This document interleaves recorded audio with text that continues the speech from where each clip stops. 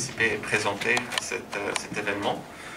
C'est ma première fois en Tunisie, c'est une bonne opportunité pour moi d'apprendre plus des systèmes en Tunisie aussi.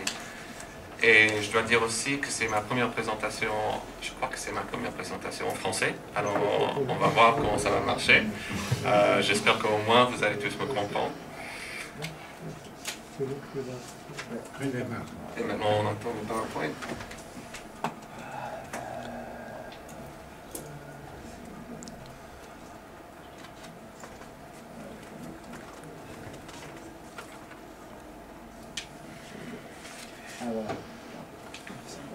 C'est bon? Ok, la prochaine.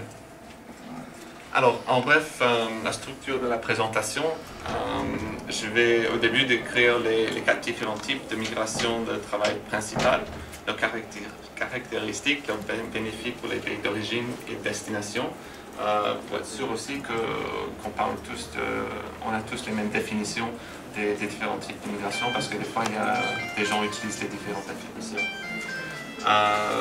Deuxièmement, on va parler des caractéristiques principales de la migration de travail en Afrique du Nord et en Tunisie, mais vous êtes probablement mieux placé que moi pour parler du contexte en Tunisie, alors je ne vais pas parler trop là-dessus. Je vais parler aussi des changements, comme Yann a parlé un peu aussi, des changements qu'on a vus dans les marchés d'emploi et les flux migratoires durant les dernières années, après la crise économique globale et les changements politiques en Afrique du Nord aussi.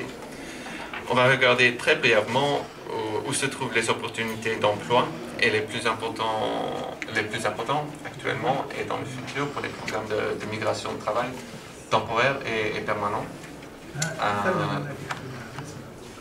Après, je vais parler dans un peu plus de détails sur les dynamiques à considérer dans le développement d'une stratégie nationale de migration de travail, car bien sûr, il y a des opportunités partout dans le monde, mais ce n'est pas toujours les bonnes opportunités pour les Tunisiens ou pour la Tunisie.